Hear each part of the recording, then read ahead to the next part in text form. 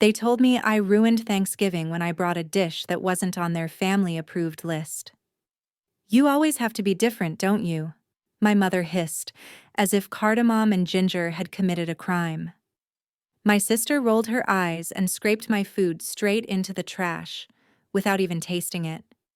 That was the moment I realized I could make 100 perfect meals, but to them, I'd always be the mistake that didn't belong in the kitchen. The worst part? I believed them. For years, I kept my flavors quiet, my spices subtle, my name off the menu.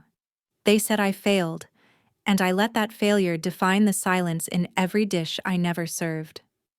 Until one night, at a charity gala, a man with silver hair and a sharper palate than anyone in my family looked at me over a bite of smoked tamarind duck and said, "Ma'am, you're the master chef?"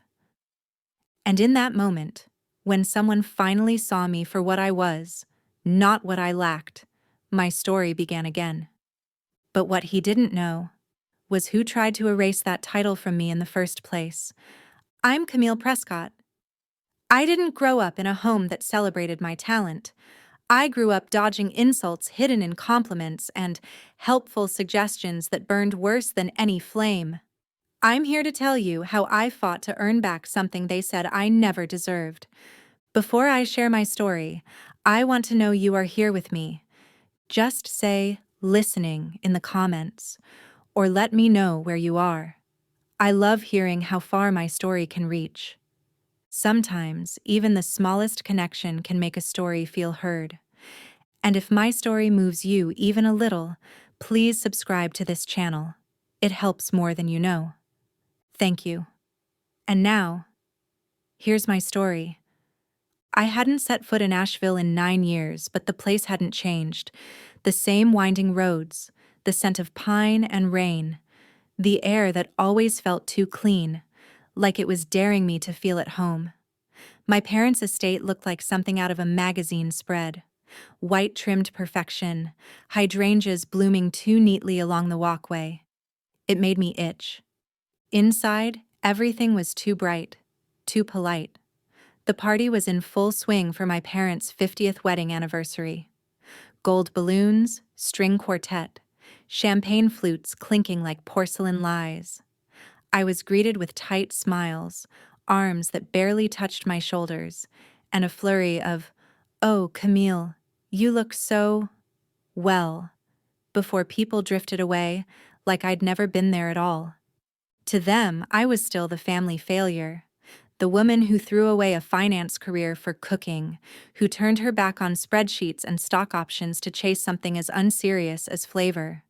A silent embarrassment they didn't name out loud, but wore in the way they never asked what I'd been doing. So when James introduced the caterer, some guy named Jared from an online cooking course, and called him our rising star, I simply nodded and sat at the far end of the long banquet table. No one asked me what I did. When I offered a vague logistics consulting in the food industry, it died in the air. My father raised his glass to toast my brother's latest promotion in law. I watched a gnat drown in my wine. Then the main course arrived. A waiter placed the plate in front of me and I froze. Smoked salmon atop a crispy rice cake, brushed with a miso parsley glaze. It looked wrong, too dark on the edges, too dry, but the structure was unmistakable. That was my dish. I had invented it 5 years ago, in a hidden kitchen behind an unmarked restaurant in Manhattan. Only 20 guests a night. No photos, no social media, no menu, just a whisper of Chef C passed among elite diners. That salmon had been one of my proudest creations, and now it was being served here, at my parents' estate, credited to some amateur named Jared. I kept my hands in my lap as the room murmured praise. They called it innovative, surprisingly sophisticated. I chewed, noting how the rice lacked the sear I always insisted on. Jared had copied it, but he didn't understand it. Someone had leaked my work. I excused myself to the restroom. On the way, I passed James on the phone. He was turned toward the patio, but I caught enough. "Just tell Mason it's Jared's signature," he said. "No one knows who Chef C is anyway." I stopped. Mason Bellamy? The Mason Bellamy? The most feared, most revered food critic in the country? He had dined once at my restaurant, unannounced, and wrote a review that made our reservation list explode overnight. He never knew my name, but he knew my food. I slipped out early, walked to my car without saying goodbye. Inside, I sat for a long time, letting the silence settle around me like steam. Then I reached up and loosened the silk scarf around my neck. Beneath it, the silver pendant rested against my collarbone, worn smooth, etched with words only I saw anymore. "Legacy begins in the kitchen." I whispered to no one, "That dish they served tonight. It's the one they once called useless." My phone buzzed. "Unknown number." I answered. A man's voice, deep and deliberate. "Hello. This is Mason Bellamy. I believe I just tasted something I once called the most delicate echo of New York's culinary soul. I'm nearby, and I think you know exactly where it came from." And just like that, the silence I had hidden in cracked wide open. I barely slept. My mind kept replaying the conversation with Mason, his voice echoing through the static of my car radio as I drove to meet him the next morning. He had chosen a discreet cafe tucked into a quiet corner of town, the kind of place where locals came to be unseen. I spotted him in the far booth, half hidden behind a porcelain cup and a pair of tortoiseshell glasses. He stood as I approached, his expression unreadable. We exchanged only a few polite words before he got to it. "I tasted your salmon last night," he said plainly, "but it wasn't your hands that made it." I sat down, my palms damp against the chipped surface of the table. "You're sure?" "Absolutely. Same balance, same miso char and parsley oil. But it lacked soul. And temperature control," he added with a dry edge. I smirked. Jared doesn't believe in thermometers. Mason didn't laugh. He leaned in. "I knew it was yours. I knew the first time I saw you again, at the Steinway charity auction in New York. You were helping plate hors d'oeuvres in the back kitchen. That's when it hit me." I didn't answer. "I respected your choice to stay anonymous," he continued. "But you should know, one of my original reviews for that salmon dish was pulled. Not edited, erased. Legal sent a memo saying it was flagged for IP violation." My spine went cold. "By who?" "No name, just a claim that the recipe belonged to someone else." I stared at the tiny swirl of cream in my coffee. Someone had seen that recipe. Someone had used it, and then tried to erase any trace it came from me. It wasn't the first time. I told Mason everything, that I had studied at Le Cordon Bleu on scholarship until my mother found out and made me drop out. Said it would tarnish the Prescott name. That I moved to New York with a suitcase and a knife roll. I worked kitchens no one talks about.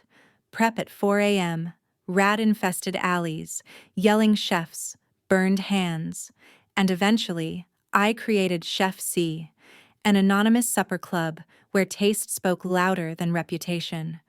But I wasn't always invisible. 7 years ago, a man named Dennis Rayner offered to invest in a permanent space. I shared a draft of my menu. 2 months later, a major restaurant chain announced a new signature dish nearly identical to mine. When I pushed back, their legal team threatened to bury me.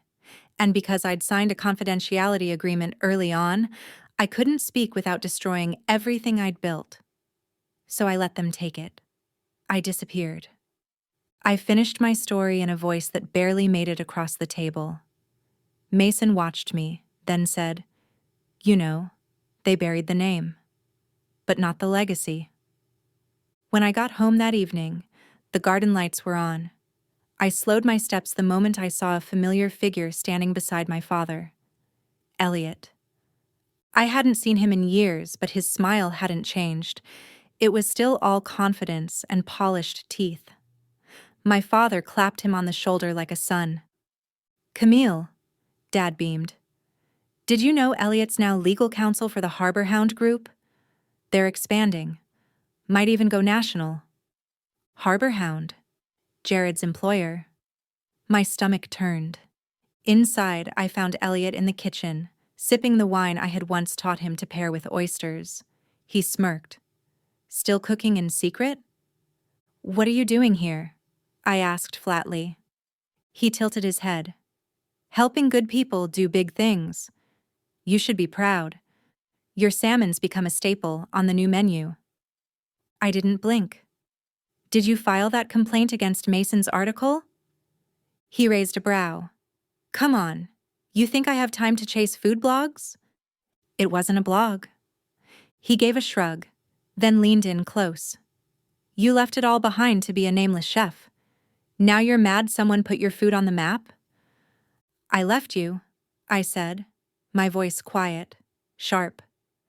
"Because you wanted a wife who stayed home and played perfect. I wanted a kitchen.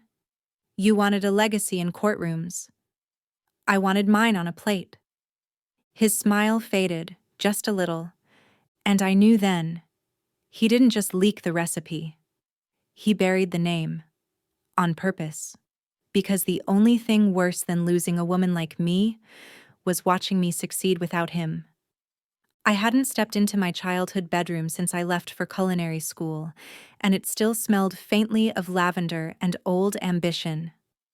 The posters were gone, the books neatly boxed away, but in the back of the closet behind a stack of worn scarves was the old cedar box I had buried everything in: old notes, photos, and a letter I hadn't thought about in years. I opened it with the same hesitation you might use to open a wound. There it was, folded twice, written in the blue ink I used to think looked more elegant than black. The envelope was addressed to Mom, never mailed. I had written it during my second semester at Le Cordon Bleu, the night I decided to stay despite my mother's demands to come home.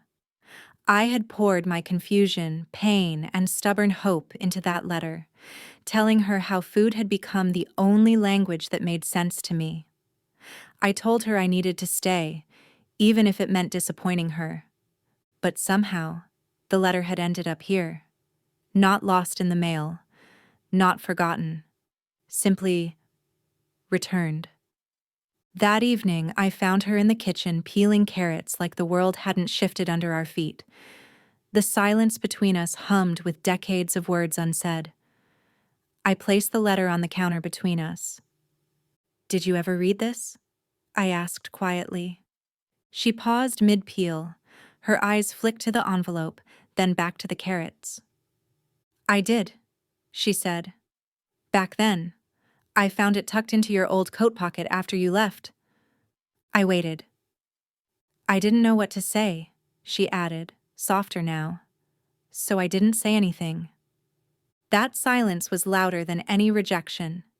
It told me everything I had feared back then, that my dream was too small, too strange, too far from what Prescott's were supposed to be.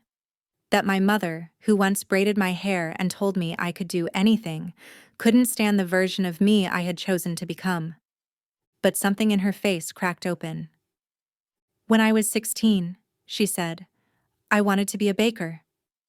I used to sneak flour into my room and try to recreate wedding cakes from bridal magazines. One day, my mother found out. She made me dump it all. Told me baking was a waste, that a woman needed a husband, not an oven." She chuckled bitterly. "I became a secretary, then a wife, then a mother. I didn't want that for you. But I was afraid. Afraid you'd fail and have nothing left." The kitchen fell silent again, but it was a different kind of quiet. Not cold, not empty, just heavy with truths we had both carried alone. Then she said, "There's something you should see." She reached above the pantry and pulled down an old faded blue notebook. "It was your grandmother's. She kept it hidden in the back of the spice cabinet. I only found it after she passed. I opened it.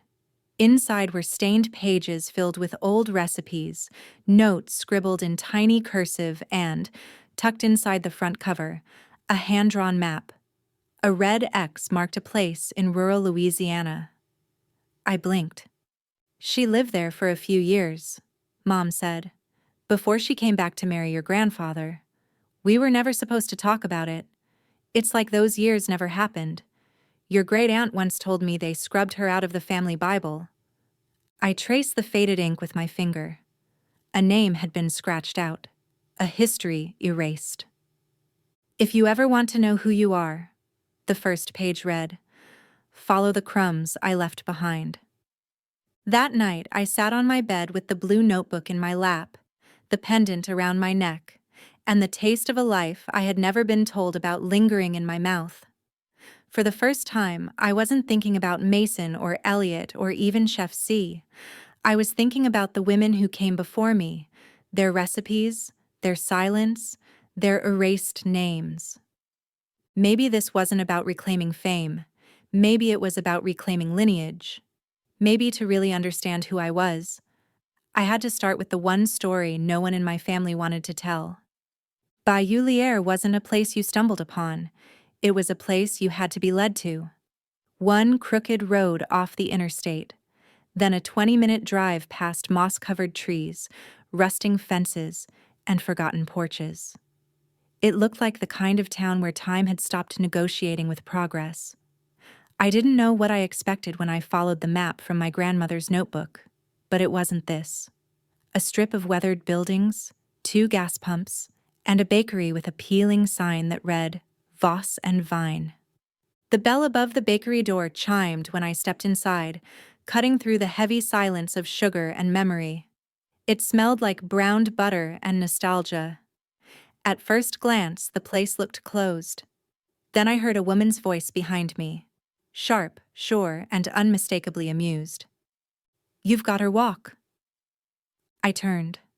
A woman in her 70s stood behind the counter, flour dusting the sleeves of her denim shirt.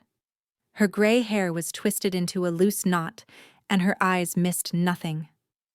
You knew my grandmother? I asked. Celeste Prescott?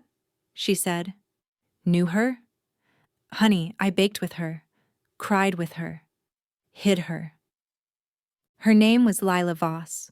She didn't shake hands. She offered a clean apron. And just like that, I was pulled into her orbit.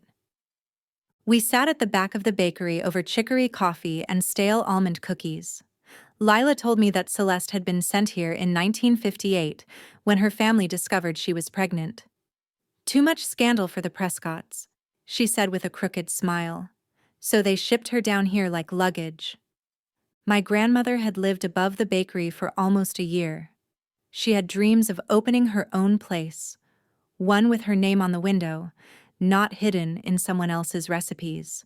But before she could, she was taken back north. Married off to someone safe. Her baby? Well, that's a longer story, Lila added, and I felt a chill despite the southern heat. She led me up the creaking stairs to the attic apartment where Celeste once lived. The air was thick with dust and ghosts. In the corner, under a faded gingham quilt, was a wooden chest. Inside was the real treasure, the original recipe journal. Not the one passed down through my mother, the complete one. I flipped through it, page by stained page, Cajun spices folded into Lao broths, Vietnamese herbs baked into beignets, lacquered in miso caramel, French sauces twined with Creole soul. The margins were covered in sketches, notes, small hearts and initials. CP, Celeste Prescott. And I realized with a strange ache, it was also Camille Prescott. My initials, my hands, my legacy. She wanted to tell you this story, Lila said, her voice gentler now. But time got in the way. That night, Lila poured us 2 glasses of cheap red wine and pulled out a sleek black folder. There's a culinary expo in Paris, international, big deal. I've been invited to present a showcase on forgotten women in food history. I want you to come. We'll cook your grandmother's recipes. We'll show them who Celeste really was. I hesitated. My instinct screamed no. It was too public. Too risky. And if Elliot's web extended that far, the exposure could backfire. I can't, I said. I'm not. This story is hers, not mine. No, Lila said firmly. It's yours because she couldn't tell it. If you don't, someone else will. And they'll get it wrong. I looked down at the recipe for miso pecan beignets and felt something shift in my chest. Pride, maybe. Grief. Fire. Okay, I said, let's do it. But later that evening, as I stepped out onto the balcony to call Mason and tell him about the plan, I paused. I could hear Lila inside, speaking rapid French over the phone. I didn't catch much, but I did hear two things: the name of a luxury restaurant conglomerate, and Elliot. Again. I stood frozen in the dark, the beignet journal pressed to my ribs. Somehow, this wasn't over. It was just beginning. Paris was dressed in gold that morning, sunlight reflecting off the glass canopy of Le Grand Palais, where the International Culinary Heritage Conference was in full swing. The event oozed prestige: silver-plated badges, whispered brand deals, chefs in coats starched tighter than their smiles. I should have felt honored. Instead, I felt like a ghost inside a room full of borrowed memories. Lila swept through the lobby like she owned it. Stay close, she said to me, adjusting her velvet scarf. Today's about legacy. When we reached the check-in booth, she introduced herself as the preserver of Southern women's culinary traditions. I waited for her to mention my name, my grandmother, something, anything. But when the hostess looked to me, Lila simply said, "This is Camille. She's assisting me with recipe restoration." And just like that, I was erased. I tried not to let it show, not to let the growing fire behind my ribs crack through the surface. But when the first live cooking session began and Lila stepped onto the stage, it all boiled over. She unveiled the beignet mochi recipe, my grandmother's recipe, with a dazzling smile. Inspired by a blend of Cajun roots and Japanese influence, she announced, "This dish is a personal creation I've developed over the years." No mention of Celeste, no mention of the journal, just flour, sugar, and a lie served on porcelain. Backstage, I confronted her during the break. "That recipe was my grandmother's," I said, holding the original journal. "You know that." She didn't flinch. "Do you have evidence? Or just old family stories and a bruised ego?" Her voice stayed honey-sweet, even as she leaned closer. "Don't sabotage this. You'll only drown yourself." And truthfully, I didn't have a contract, or a credit, or a witness. I was just a woman with a notebook and a past too complicated to explain in a headline. The next morning, the dagger came through ink. A feature in La Revue Gourmande ran with the headline, "Chef C, a delusion in disguise?" It accused me of plagiarism, of masquerading under a fake identity, of stealing a legacy that wasn't mine. But what froze my breath wasn't the accusation, it was the wording. One paragraph quoted a line from a private email I'd sent Mason months ago. Only 2 people had ever seen it: Mason and Elliot, who had helped me draft it. It hit me like a punch to the chest. I stormed the backstage hallways, weaving through equipment and flower arrangements until I found him. Elliot, in a sleek black suit, speaking to a contract manager in French. "You sold me out," I said. He turned, calm as ever. "I helped you once, Camille. You walked away." "I walked away because I didn't want to be your accessory." He shrugged. "Now I'm helping someone who values legacy. Lila and I are closing a $7 million deal with Maison Fournier. Your tantrums won't stop that." And if you accuse her publicly, we'll sue you for misappropriation of trade secrets. That recipe? It's been registered. Under her name. I nearly collapsed against the wall. Elliot had orchestrated this for years, wiping Mason's review, feeding Jared the recipes, helping Lila forge a public claim. Later that night, I was sitting in the hotel courtyard, trying to find oxygen inside my spiral, when my phone buzzed. It was a text from James. I used to think you were reckless, but I watched what happened. Don't stay silent this time. Attached was a security clip. Grainy, black and white, but clear enough. It showed Jared opening an email from Elliot and scrolling through scanned pages from my grandmother's journal. Proof. I stood up too fast, nearly knocking my glass over. Finally, something real. I requested a press conference through the event director, intent on showing the footage, reading from the journal, reclaiming the story. But I was denied access to the platform. You signed a support staff agreement, they told me. You have no speaking rights. Later, back in my room, I opened my grandmother's journal. I flipped to the last page and wrote, "If I don't tell this story, they'll keep telling it wrong." And louder. I looked out at the Eiffel Tower, framed in the twilight. Below, Paris sparkled for someone else tonight. But this wasn't over. I had her words, my hands, and a truth too loud to bury. I couldn't sleep. I kept hearing my grandmother's voice, not in words, but in flavors, in the steam of broth, in the way a spoon taps the side of a pot when you're tasting and thinking. That night, long past midnight, I sat by the window of my Paris hotel room, the city humming quietly beneath me. The journal lay open on my lap, its pages worn soft like fabric. I had gone over every recipe it held, except one. The one I remembered seeing once, years ago. The one with no title but a note scribbled in the corner. The only dish that made me feel like myself again. That page was gone, ripped clean from the binding. My stomach sank. There had only ever been one copy, and I knew, without needing proof, that Lila had taken it. Of course she had. She must have done it back in Bayou Liere when I let her borrow the journal for one night to photograph the pages. I'd trusted her. That trust now felt like a bruise just beginning to darken. But she didn't have my memory. She didn't have the scent of it still lingering in her blood.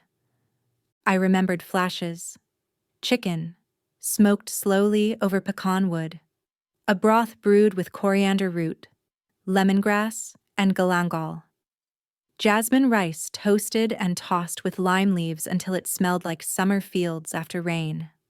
I remembered watching my grandmother stir that soup as a girl, her face unreadable, her movements slow and sacred. She called it the dish she made when she was carrying someone she wasn't supposed to love. The dish she made when she had nothing to lose and everything to claim. So I did what I never thought I'd do. I cooked from memory. Not from technique, not from proportion. I cooked from grief and rage and bloodline. The next morning, I received an email. Mason. It was a scan of an old photograph, blurry and yellowed, but unmistakable. It showed a page torn from the journal, one he'd taken a picture of decades ago when he'd dined in my grandmother's tiny house in Louisiana. It wasn't the full recipe, just a partial list of ingredients and a note at the bottom. One day, my little girl will cook this. She won't need permission anymore. I cried in the hotel bathroom, not because I was sad, but because I realized I wasn't the one seeking approval anymore. I was the one granting it. That evening, I brought my ingredients to the kitchen stage at Le Grand Palais. Lila wasn't there yet. I wasn't on the schedule. I didn't care. I rolled up my sleeves, tied my apron, and lit the stove. No microphones, no announcement. Just me, a cutting board and a steel pot that rang like a bell with every stir. People began to drift over. Curious at first, then transfixed. They watched as the room filled with the earthy tang of smoke and citrus and broth that tasted like memory. They didn't know what it was, but they leaned closer. Lila stormed in halfway through, furious. "You're violating your contract," she hissed, trying to speak under her breath. "You'll be sued for every cent you have." But she couldn't stop me. Not because I was loud, but because I was undeniable. The judges sat in silence, watching, inhaling. I didn't make a speech. I just served the bowls. One of them, a woman with streaks of gray in her hair and eyes like flint, took a spoonful, paused, and said, "This isn't Southern. This isn't Asian. This is something else." And I smiled.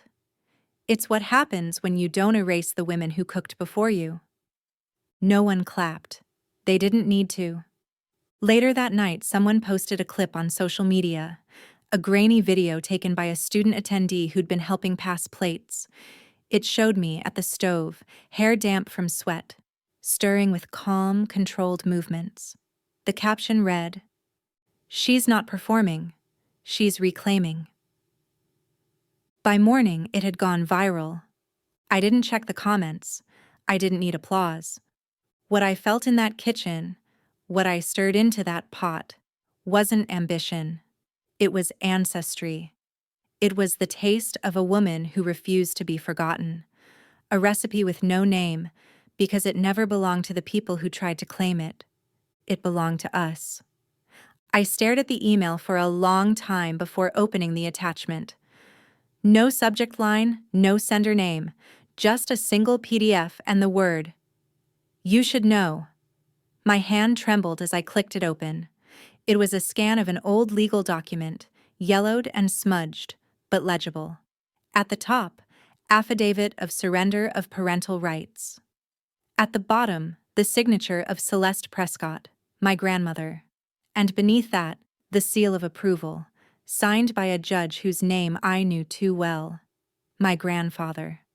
The man whose portrait still hung in the Maddox County Courthouse. The man I was taught to admire. I felt like I couldn't breathe. I called my mother. It rang once, twice. On the third, she answered, her image flickering on my phone. "Camille?" she said, her voice already tight. "I need to know," I said, holding up the image on the screen. "Did you know about this?" She didn't speak at first, just stared. Then, quietly, she nodded. "I found it when I was 19, she said. "Right before I left for college. I confronted Grandma about it once. She told me to forget it, that some stories don't survive the telling." "So you did nothing?" I asked. The words came out sharper than I meant. "I was young," she whispered, "and scared. And she begged me not to dig. She said it would cost me everything, and She paused. "I wasn't strong enough." She reached off screen and returned with a folded letter. "She left this. For you." I never opened it. I think maybe I was afraid of what it would mean. I opened the letter with shaking hands. The paper was brittle, the ink faded, but her handwriting was unmistakable. Neat, looping, steady. "If one day my child or grandchild is called a failure, I hope she knows that the blood in her flower is not the blood of a failure. It's the blood of a woman erased from her own name who chose to cook, like it was the last thing worth doing." I couldn't stop crying. The next day, word spread that Lila was set to present at the closing gala. She'd submitted a dish, the beignet mochi miso caramel, the one from my grandmother's book, the one she'd stolen, the one I had cooked from memory. The winner of that competition would sign a multi-million-dollar licensing deal with a global restaurant group. Lila was poised to become the face of revived Southern feminine heritage cuisine. I wanted to throw up, but I wasn't helpless anymore. I forwarded the voicemail Elliot had left me, the one where he threatened legal action, to Mason and a journalist James had once worked with on an ethics exposé. Then I sent the scanned page Mason had recovered, along with video footage of my demonstration at the Palais, to the competition committee. I didn't ask them to believe me, I just asked them to look. That night, as I sat in my hotel room, James messaged. "Dad passed away this morning. Heart gave out in his sleep." My body went cold. Before I could even reply, another message came through. He told Mom something before he went. He said, "She doesn't need my forgiveness. Just make sure she keeps the damn kitchen." I covered my mouth, trying not to sob. There would be no last conversation, no apology, no chance to see his face soften. But he'd said something. Finally. And in his own stubborn way, he'd chosen me. For the first time in years, I felt something shift, not just in the world, but in me. Tomorrow, the story would no longer belong to them. The Grand Palais glittered like something out of a dream. Gold trim, marble floors, chandeliers that looked like frozen explosions. The closing gala was packed with media, influencers, critics, and more chefs than I'd ever seen in one room. And in the center of it all, Lila Voss, in a silk burgundy gown, stepping onto the main stage. She looked calm, triumphant. I sat near the back, almost hidden. No spotlight, no fanfare. Just me, a guest badge and a small USB drive in my purse. The digital proof of everything. The recipe page, the audio clip from Elliot, the confession from my mother, and the video of me cooking in the attic kitchen back in Bayou Lière. I didn't plan on standing up. I didn't need the stage to be heard. Just before Lila unveiled her signature dish, Mason Bellamy rose from his seat and walked to the microphone. The room hushed instantly. "Before Ms. Voss presents," he said, "I'd like to share something with the audience." The lights dimmed. The screen behind the stage flickered to life. There I was, sweat-slicked and focused, stirring batter in that dusty old kitchen, reading aloud my grandmother's notes. Her words echoed across the room, layered with the sound of batter frying and soft jazz in the background. The caption rolled across the screen. The recipe was never meant for profit. It was meant for reclamation. Gasps. Murmurs. Lila froze. Her face paled. Mason stepped forward again. "The woman they called a fraud," he said. "The one they tried to replace with a prettier story. She's the original. The flame they couldn't snuff." A journalist climbed onto the stage next. He held up his phone, playing the audio of Elliot threatening me. "This was sent to me last night," he said, along with internal documents showing a coordinated effort to transfer IP ownership without consent. The room exploded in chaos. By the time security escorted Elliot out the side door, the deal with the sponsor had been pulled. The partnership with Lila was terminated on the spot. Someone approached me with a microphone. "Ms. Prescott, you're welcome to take the stage." I shook my head. From my seat, I leaned into the mic and said, "I never needed a title to cook. I just needed enough room so no one else could tell my story for me." Silence. Then, applause. Not roaring, but steady, real. The next morning, news outlets across the globe ran headlines quoting my words. Some called me brave, some called me reckless. But the phrase that kept showing up was, "She didn't ask to win. She just made sure they couldn't lie anymore." And still, as the ballroom emptied, I stayed in my seat, watching the lights dim, the applause fade. I didn't feel victory. I felt hollow. Not because I regretted anything, but because I realized no recognition could bring back what had been lost. My father was gone. The apology I'd waited for had died with him, but so had the silence. That night, my phone lit up with a FaceTime call. It was my mother. "I saw everything," she said, eyes damp. Your grandmother would be so proud. I swallowed the lump in my throat and nodded. She didn't just leave me recipes, I whispered. She left me something bigger, a reason to rewrite my name. When I stepped off the plane back in North Carolina, there was no applause, no spotlight, no trophy in hand, just a worn folder in my bag.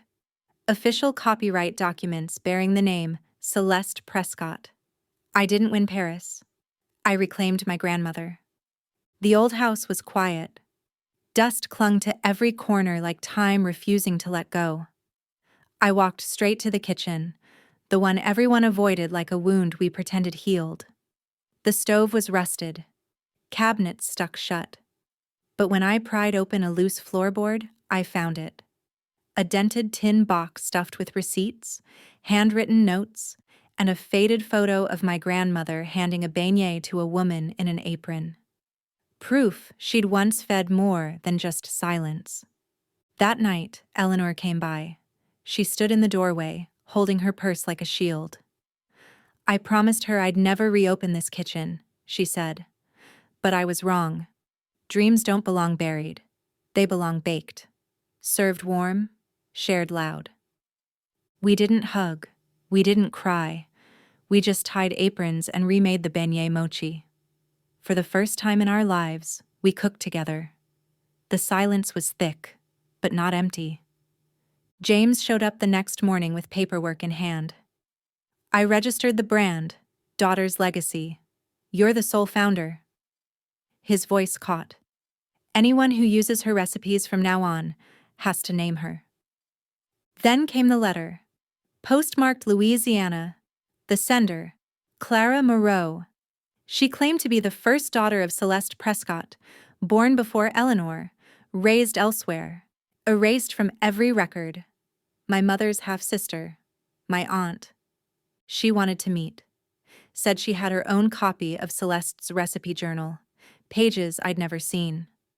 I sat alone that evening, turning the envelope in my hands. My whole life had been about proving I belonged in a story they said I wasn't part of. Now I realized I wasn't just preserving it. I was the next author. I declined the invitation from Gastronomique to lead their culinary institute. Instead, I applied for permits and picked up a hammer. That abandoned kitchen? It would become a space for women like Celeste, like Eleanor, like me. Above the stove, I hung a photo of my grandmother and painted these words in bold brush strokes. This kitchen doesn't belong to fame. It belongs to the stories no one ever told. The new sign outside was simple. Daughter's Legacy, a kitchen reclaimed. The building smelled of lemon oil and warm flour, not bleach and fear. This wasn't Paris. It was ours. I didn't go by Chef C anymore. I didn't need to. Here, I was Camille, granddaughter of a woman who cooked through silence, daughter of a woman who finally spoke, and a woman finally at peace in her own flame. Clara arrived with a cloth-wrapped bundle. Inside were more of Celeste's recipes, some barely legible, sketched with colored pencil and passion. She told me how Celeste once said, "If they won't let you write it down, teach it to someone who remembers taste." I opened my first cooking class the next day. No TV crews, no judges. Just 6 older women who had once put away their dreams like fine china. One whispered, "It's the first time I've used my own spoon in 40 years." Eleanor watched from a corner, quiet. Her hands didn't shake like they used to. I hung a new photo on the brick wall. Celeste, Eleanor, and me. 3 women in aprons, standing shoulder to shoulder, not facing the camera, but each other. I once thought I had to scream to be heard. But the truth is, sometimes a spoon hitting a pot, or the scent of a perfect beignet, says more than words ever could. And as I stood there in the kitchen built from grief and grit, I whispered the last line to myself. I didn't take revenge by what they saw. I rewrote it with what they never knew I'd kept, the recipe to truly live. Sometimes the journey isn't about becoming someone new. It's about remembering who you were before the world told you to shrink. The most powerful legacy isn't fame or praise, but the quiet courage to reclaim your voice and pass on what once was silenced. Not every story ends with applause. Some just begin again, with truth, with purpose, with fire. If this story moved you, I'd love to hear your thoughts. Drop a comment, subscribe, or share it forward. Thank you for listening.